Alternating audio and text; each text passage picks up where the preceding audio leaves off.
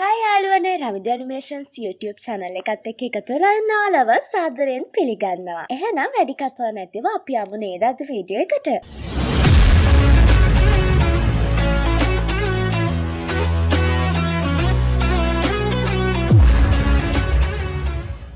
ඔයාලට මතක ඇතිනේ අතාත්තික විශ්වයට ඇතුළු වෙන තියෙන උමනාව හින්දා රිදියස් රජු ලුවෝට අභියෝග කරපු විදිහ අන්තිමේටම රිදියස් රජුවත් පරාජය කරලා ඒ සටනෙන් ජයග්‍රහණය කරන්න ලුවෝට පුළුවන් වුණා. යාළුවනේ මේ වෙලාවෙම තමයි ලුවෝ බෝවාව හම්බ වෙන්න යන්නේ. ඉතින් මේ බෝවා කියන කෙනා ලුවෝගෙන් අහනවා නිදානයක් වෙනුවෙන් අතාත්තික උපකරණ හවමාරු කරගමුද කියලා. හැබැයි ඉතින් අපේ කපටි ලුවෝ නම් මේ යෝජනාවට එකඟ වෙන්නේ නැහැ. ඒ හින්දා බෝවා අහනවා නිදන් දෙකකට අතාත්තික උපකරණය හෝමාරු කරගමුද කියලා. හැබැයි ඉතින් මේ පාඩත් ලුවෝගේ උත්තරේ වෙනසක් නැහැ කියලා තේරුණාම එයාට ගොඩක් තරහ යනවා. ඉතින් ඔන්න ඔය විදිහට තමයි ස්වයිල්ඩ් ස්ටා කතා මාලාවේ 210 වෙනි එපිසෝඩ් එක ඉවර වුණේ. එහෙනම් අපි බලමු අද වීඩියෝ එකෙන් මොන වගේ දෙයක් සිද්ධ වෙයිද කියලා. ලුවෝ එයාගේ යෝජනාව ප්‍රතික්ෂේප කරපු හින්දා සීබෝවට ගොඩක් තරහ යනවා. ඒ හින්දා එයා කියනවා එයාට අතාත්තික උපකරණය නොදුන්නොත් ලුවෝ විනාශ කරනවා කියලා. හැබැයි ඉතින් ලුවෝ නම් මේ තර්ජන වලට බය වෙන්නේ නැහැ. ඒ හින්දා එයා කියනවා අතාත්තික උපකරණය සක්‍රිය කරන්න නම් අනිවාර්යයෙන්ම එයා ජීවත් වෙලා ඉන්න ඕනේ කියලා. ඒ වගේම ලුවෝ කියනවා ඔයා හිතන තරම් ලේසියෙන් මාව මරන්නත් බෑ කියලා. ලුවෝ මෙහෙම කියලා එයාගේ තරු මුද්‍රාවල බලවත් ඕරා එක සක්‍රිය කරන්න පටන් ගන්නවා. දෙන්න අතර සටනක් ඇති වෙන්න ගියත් සීබෝව තේරුම් ගන්නවා ලුවෝගේ උදව් නැතුව එයාට මේ හිරගෙදරින් එළියට යන්න බෑ කියලා. ඒ හින්දා එයා මෙහෙම කියනවා. හරි එහෙනම් මම මගේ ළඟ තියෙන වටිනාම නිදානය ඔයාට දෙන්නම්. ඒ වෙනුවෙන් ඔයා මට අතාත්ති උපකරණය දෙන්න කියලා. සීබෝව මෙහෙම කියලා එයා ළඟ තිබුණ ටෝකන් එකක් ලුවෝට පෙන්නනවා. හැබැයි යාළුවනේ ලුවෝට නම් මේ ටෝකන් එකෙන් කිසිම වටිනාකමක් පේන්නේ නැහැ. ඒ හින්දා එයා කියනවා ඕක නිකම්ම නිකන් ගල් පොරක් විතරයිනි කියලා. ඒත් මේ වෙලාවේ සීබෝව කියනවා නෑ හොඳට බලන්න මේ තියෙන මේ විශ්වයේ බලවත්ම බලවේගය වන මුතුන් මිත්තන්ගේ දේවනිකායට අයිති මුර්ග දෙවියන්ගේ ටෝකන් එකක් කියලා. දැන් මෙයා මොනව කිව්වත් ලුවෝ නම් මේ නිකාය ගැන කිසිම දෙයක් දන්නේ නැහැ. ඒ හින්දා ලුවෝට සිද්ධ වෙනවා බාබටාගෙන් උදව් ගන්න. යාළුවනේ බාබටා කියන විදිහට මේ මුතුන් මිත්තන්ගේ දේවනිකාය කියලා කියන්නේ විශ්වයේ ආරම්භයට සමාන කාලයකදී නිර්මාණය වුණ ගොඩක් බලවත් නිකායක්. සමාජික සංඛ්‍යාව 3000කට සීමා වෙලා තිබුණත් එයාලා ප්‍රධාන ජාතීන් පහට වඩා ගොඩක් ශක්තිමත්. ඒ විතරක් නෙවෙයි යාළුවනේ. ඒ පිරිස අතර ඉන්න හැමෝම එකිනෙකාට වෙනස් ජාතීන් නියෝජනය කරන ගොඩක් දක්ෂ සටන්කරුවෝ. හැබැයි ඉතින් හැමෝටම මේ නිකායට ඇතුළු වෙන්නත් බෑ. ඒකට හේතුව තමයි කාටාරියේ නිකායට ඇතුළු වෙන්න ඕනි නම් අනිවාර්යයෙන්ම ඒ කෙනා ළඟ නිකායට ඇති ටෝකන් එකක් තියෙන්නම ඕනි. ඒ විතරක් නෙවෙයි. ලුවෝට මේ ටෝකන් එක හම්බුනොත් එයාට පුළුවන් වෙනවා මේ නිකායට ඇතුළත් වෙලා මිතුන් මිත්තන්ගේ දේවනිකායේ උත්තරීතර නිදානේ වුණ මුර්ග දෙවියන්ගේ කලාව ඉගෙන ගන්න. ඉතින් බාබටාගේ පැහැදිලි කිරීමත් එක්ක ලුවෝට තේරෙනවා මේ ටෝකන් එකේ වටිනාකම එයා හිතුවට වඩා ගොඩක් වැඩි කියලා. ඒ හින්දා එයා දෙපාරක් හිතන්න නැතිව සීබෝවගේ යෝජනාවට එකඟ වෙනවා. හැබැයි ඉතින් ලුවෝ දැන්ම නම් අතාත්ති උපකරණය සීබෝවට දෙන්න කැමති වෙන්නේ නැහැ. ඒකට හේතුව තමයි ලුවෝගේ අතාත්ති උපකරණය පාවිච්චි කරලා සීබෝව එයාගේ පවුලයට කතා කළාට පස්සේ එයා ලුවෝට ටෝකන් එක දෙන එකක් නැහැනේ. ඒ වගේම ලුවෝටත් ඒකෙන් කරදරයක් වෙන්න පුළුවන්. ඒ හින්දා ලුවෝ සීබෝවට කියනවා මුලින්ම ඔයා මට ටෝකන් එක දෙන්න. ඊට පස්සේ මම ඔයාට ඕනි කරන අතාත්ති උපකරණය දෙන්නම් කියලා. හැබැයි වැඩේ කියන්නේ සීබෝවටත් තියෙන්නේ ඔන්න ඔය සැකේම තමයි. ඒ හින්දා එයා කියනවා එයා ලුවෝට ටෝකන් එක දුන්නට පස්සේ ලුවෝ එයාට අතාත්ති උපකරණය දෙන එකක් නැති වෙයි කියලා. ඉතින් මේ කතාවට උත්තර විදිහට ලුවෝ කියනවා ඔයා ළඟ තියෙන ටෝකන් එක නොලැබුණා කියලා මට පාඩුවක් වෙන්නේ නැහැ. ඔයාට මේ බන්ධනාගාරයෙන් එළියට යන්න බැරි නම් ඔයා ළඟ ටෝකන් එක තිබුණා කියලා ප්‍රයෝජනයක් නැහැ කියලා. යාළුවනේ ලුවෝගේ මේ කතාව අහගෙන හිටපු සීබෝව තේරුම් ගන්නවා එයාට ලුවෝත් එක තර්ක කළා නම් දිනන්න බැරි වෙයි කියලා. ඒ හින්දා එයා ලුවෝගේ යෝජනාවට එකඟ වෙලා මුලින්ම ටෝකන් එක දෙන්න කැමති වෙනවා. ඒ වගේම ලුවෝත් එයා පොරොන්දුන විදියටම අතාත්ති උපකරණය සීබෝවට දීලා ටෝකන් එකත් අරගෙන එතනින් යනවා. මේ විදිහට ලුවෝ යන දිහා බලාගෙන ඉන්න ගමන් සීබෝව කියනවා කමක් නැහැ මානවයෝ තමුන් දැනට ඕක තියාගන්න. අනාගතයේ දවසක අපේ අහස්වර්ග වංශයට ටෝකන් එක අයිති වේවි කියලා. එයා මෙහෙම කියලා ලුවෝගේ අතාත්ති උපකරණය පාවිච්චි කරලා එයාගේ මාස්ටර්ට පණිවිඩයක් යවනවා. යාළුවනේ මෙයා මොනවා හරි දෙයක් සැලසුම් කරනවා වගේ නේද? අපි බලමුකෝ ඉස්සරහට මොකද වෙන්නේ කියලා. ඉතින් සීබෝවා ඒ විදිහට යවපු පණිවිඩය දැකලා එයාගේ මාස්ටර් දැනගන්නවා එයාගේ ගෝලයා තාම ජීවත් වෙනවා කියලා. ඉතින් මේ ලැබුණු ආරංචිය ගැන එයා ගිහිල්ලා එයාගේ නායකතුමාව දැනුවත් කරනවා. යාළුවනේ මේ අහස් උර්ක වංශයේ නායකයා කියලා කියන්නේ ගොඩක් අහංකාර කෙනෙක්. ඒ වගේම විශ්ව මාස්ටර් මට්ටමේ ශක්තියක් තියෙන ගොඩක් භයානක කෙනෙක්. හරි ඉතින් ඒ විදිහට සීබෝ වගේ මාස්ටර් එයාගේ නායකතුමාව දැනුවත් කරනවා. අයිස් බන්ධනාගාරය ඇතුලේ ගොඩාක් අමිහිරි ජීවිතයක් ගත කළත් අපරාජිත රජ මට්ටමට සීබෝව එයාගේ ශක්තිය දියුණු කරගෙන තියෙනවා කියලා එයා මේ වෙලාවේ දැනගන්නවා. ඒ වගේම පණිවිඩයක් යවන්න තිබුණු උවමනාවට සීබෝව එයා ළඟ තිබුණු ටෝකන් එක මිනිස් ජාතිය කෙනෙක් එක්ක හුවමාරු කරගෙන තියෙනවා කියලා එයා මේ වෙලාවේ දැනගන්නවා. ඒ හින්දා දැන් එයා සීබෝවගේ මාස්ටර්ට කියනවා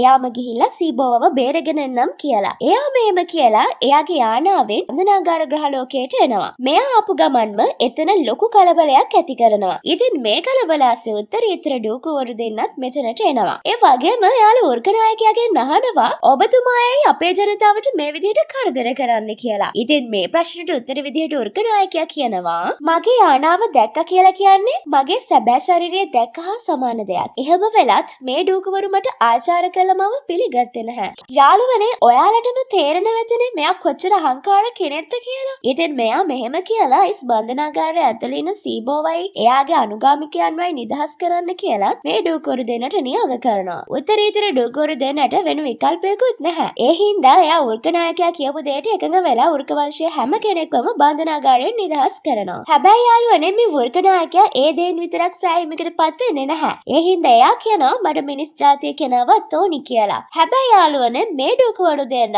ලුවෝ මේ උර්ගනායකයාට බාර දෙන්න කැමති වෙන්නේ නැහැ. ඒ හින්දා එයාලා කියනවා එයාලා ළඟ මිනිස් ජාතියට අයිති අය නැහැ කියලා. මේ කතාවර නම් උර්ගනායකයාට ගොඩක් තරහ යනවා. මොකද එයා හොඳටම දන්නවා බන්ධනාගාරය ඇතුළේ ලුවෝ ඉන්නවා කියලා. මොකද එදා සීබෝව කිව්වනේ බන්ධනාගාරය ඇතුළේ මිනිස් ජාතිය කෙනෙක් ඉන්නවා කියලා. ඒ හින්දා එයා කියනවා තමුල්ලා මට බොරු කියනවද? මම හිතන්නේ තමුල්ලට අමතක වෙලා ඇති. මගේ වංශයේ සමාජිකයෝ පිරිසකුත් බන්ධනාගාරය ඇතුළේ හිර වෙලා හිටියා කියලා. ඒ හින්දා දැන්ම මට ඒ කෙනාව බාර දෙනවා. යාළුවනේ මෙයා මොන දේ කිව්වත් ලුවව බාර දෙන්න නම් මේ ඩූකුවරු දෙන්න කැමති වෙන්නේ නැහැ. ඒ වගේම මෙයාලා කිසිම වෙලාවක බන්ධනාගාරය ඇතුළේ මිනිස් ජාතිය කෙනෙක් ඉන්නවා කියලා පිළිගන්නෙත් නැහැ. ඒ හින්දා උර්ගනායකයාට දැන් ටිකක් සැකයි. මොකද එයා කොච්චර ශක්තිමත් කෙනෙක්ද කියලා මේ ඩූකුවරු දෙන්න දන්නවා. ඒත් එයාලා ලුවව එයාලට බාර දෙන්න කැමති වෙන්නේ නැහැ. ඒ හින්දා එයා ඩූකුවරු දෙන්නගෙන් අහනවා ඔයාලා ඒ විදිහට අයිස් බන්ධනාගාරය ඇතුළේ හිර කරගෙන ඉන්න කෙනා මිනිස් ජාතියට ගොඩක් විශේෂ කෙනෙක්ද? එහෙම නැත්නම් ඒ කෙනා වෙනුවෙන් ඔයාලා විශ්වයේ බලවත් ජීවියෙක් එක්ක ගිවිසුමක් ඇති කරගෙන තියනවද කියලා. මෙයා මෙහෙම අහලා අයිස් බන්ධනාගාර ග්‍රහලෝකයේ ජීවත් වන අනිත් ඩූකුවරුන් විනාශ කරන්න පටන් ගන්නවා. ඒ වගේම ලුවෝ බාර නොදුන්න ඩූකු වංශයම විනාශ කරනවා කියලාත් මෙයා මේ වෙලාවේ අනතුරු අඟවනවා. තමන්ගේ වංශයේ සමාජිකයෝ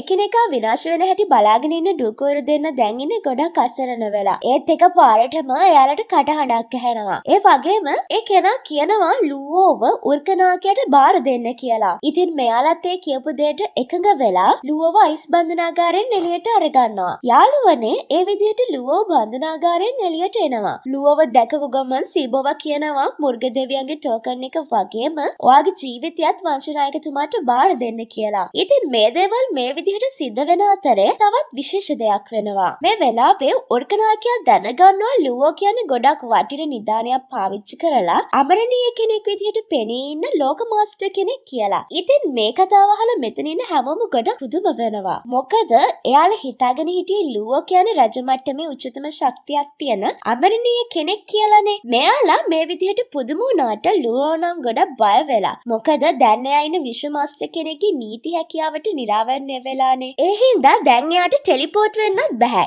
ඉතින් දැන් ලුවෝට මොන වගේ දෙයකට මුහුණ දෙන්න වේද? අපි බලමුකෝ කතාව ඉස්සරහදී මොකද වෙන්නේ කියලා. හරි යාළුවනේ. ඔයාලා දන්නවනේ උර්ගනායකයා කියන්නේ මිනිස් ජාතියට ගොඩක් වෛර කරන කෙනෙක් කියලා. ඒ හින්දා දැන් එයා හදන්නේ ලුවව විනාශ කරන්න. ඒ හින්දා එයා කියනවා ඔයා ගොඩක් දක්ෂ කෙනෙක්. ඒත් මට ඔයාට තව ජීවත් වෙන්න ඉඩ දෙන්න බෑ. කුඩා ගිනි පුපුරක් ගිනි ජාලාවක් වෙන්න කලින් මට ඒක නිවලා දාන්න වෙනවා කියලා. එයාගේ ගිනි දැල් පාවිච්චි කරලා ලුවව විනාශ කරන්න තමයි හදන්නේ. විශ්ව මාස්ටර් කෙනෙක්ගේ ශක්තියට නිරාවරණය වෙලා ඉන්න හින්දා ලුවෝට ටෙලිපෝට් වෙන්නත් බෑ. ඒ හින්දා ලුවෝ මේ වෙලාවේ ඉන්නේ ගොඩක් අසරණ වෙලා. ඒත් ඒත් එක පාටම ලුවෝගේ වටේට තිබුණු ගිනිදැල් විනාශ කරගෙන ගොඩක් බලවත් රන්වන් ශක්තියක් නිකුත් වෙන්න පටන් ගන්නවා. ඉතින් මේ ප්‍රබල ශක්තිය නිකුත් වෙලා තියෙන්නේ දහසක් නිදන් ගංගාවේ. කියලා දැනගත්තම තමයි මෙයාලා දැනගන්නේ චාවස් නගරයේ ප්‍රධානතුමත් මෙතනට ඇවිල්ලා ඉන්නවා කියලා. ඒත් එක්කම ප්‍රධානතුමත් එයාගේ දෙවනි ක්ලෝන ශරීරය පාවිච්චි කරලා මෙතනට එනවා. ඉතින් මේ වෙලාවේ ප්‍රධානතුමා වෘකනායකයාගෙන් අහනවා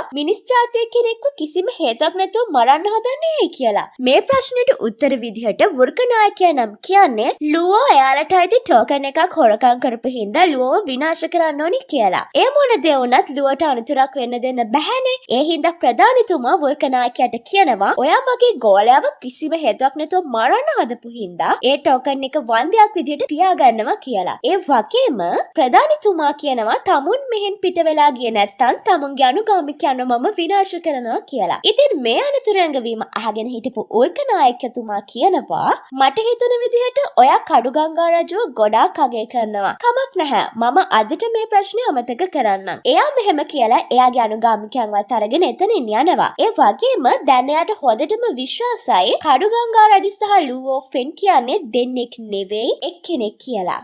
යාළුවනේ ඒ විදිහට ලුවෝගේ ජීවිතය ආරක්ෂා කරගන්න ලුවෝගේ මාස්ටර්ට පුළුවන් වෙනවා. ලුවෝ අවුරුදු 2000 තිස්සේ ආරක්ෂා කළාට උත්තරීතර ඩූකුවරු දෙන්නටත් ස්තුති කරලා ප්‍රධානතුමා ලුවෝවත් අරගෙන විශ්වයේ තවත් තැනකට යනවා. ඉතින් මේ වෙලාවේ ප්‍රධානතුමා ලුවෝට කියනවා දැන් මේ අහස් වෘකනායකයා ඔයාගේ රහස දන්නවා. ඔයා ළඟ මේ ටෝකන් එක තියෙනවා කියලා අනිත් අය දැනගත්තම ඔයාව තවත් කරදරයක වැටෙනවා. ඒ වගේම තේවනිකායට අයිති මුර්ග දෙවියන්ගේ මාර්ගය කියලා කියන්නේ ගොඩක් අය පුහුණු වෙන දෙයක්. චීචෙන් රජු මාස්ටර් චෙන්යාන් කියන්නේ අන්න ඒ වගේ දෙන්නෙක්. චෙන්යාන් මාස්ටර් පෘථිවි සහ අභ්‍යවකාශ මාර්ගය පුහුණු වෙනවා. ලුවෝ ඔයත් චීචෙන් රජු වගේම ගොඩක් දක්ෂ කෙනෙක්. ඔයාට මේ වගේ ටෝකන් එකක් දිනා ගන්න අපහසු වෙන්නේ නැහැ. ඒත් චෙන්යාන් මාස්ටර් කියන්නේ ඔයා තරම් දක්ෂ කෙනෙක් නෙවෙයිනේ. එයා හැම වෙලාවෙම ශක්තිය මත විශ්වාසය තියෙන හින්දා එයාට ගොඩක් අවස්ථා මගහැරෙනවා. යාළුවනේ ප්‍රධානතුමා කියපු දේවලුත් එක්ක ලුවට තේරෙනවා එයාට වඩා මේ ටෝකන් එක වටින්නේ එයාගේ මාස්ටර්ට කියලා. ඒ හින්දා ලුවෝ කියනවා ගුරුතුමනි මම මගේ කැමැත්තෙන්ම මේ ටෝකන් එක